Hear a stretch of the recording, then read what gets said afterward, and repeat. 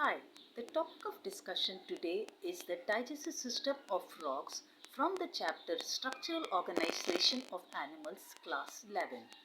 The digestive system of frog is made up of the alimentary canal and digestive glands. The alimentary canal in case of frogs is short. Because the frog is carnivorous, the length of its intestine is greatly reduced.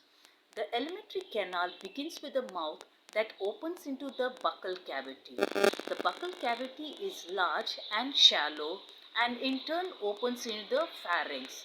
Pharynx leads to the esophagus. Esophagus is a short tube that opens into the stomach. Stomach continues as the intestine and intestine later becomes the rectum.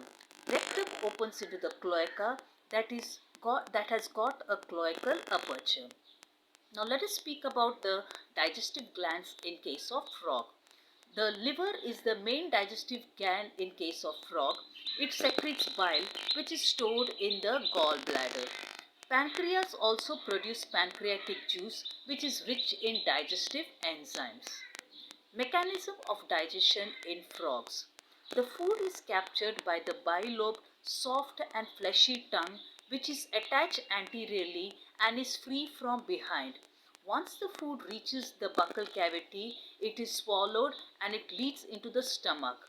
The wall of the stomach secretes hydrochloric acid and gastric juices and partially digests the food. This partially digested food is known as chyme, which goes into the first part of the intestine called the duodenum. There is a common bile duct which carries bile from the gallbladder and pancreatic juice from the pancreas that opens into the duodenum. The bile helps in the emulsification of fat and the pancreatic juice helps in the digestion of carbohydrates and proteins. The digestion is completed in the duodenum. Then the food moves into the later part of the digestive tract. The next part of the digestive system in case of frogs is absorption. Food that is digested is absorbed in the intestine. The wall of the intestine is thrown into finger-like folds which are known as villi. These finger-like folds or villi have got brush borders which are known as microvilli. Both these structures help to greatly increase the surface area of the intestine that helps in the absorption of food.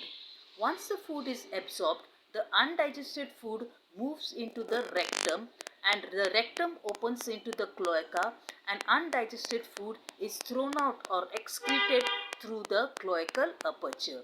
So in short, we have discussed the digestive system of frogs, the digestive glands of frogs and the mechanism of digestion in case of frogs, not excluding absorption and excretion of unwanted food from frogs.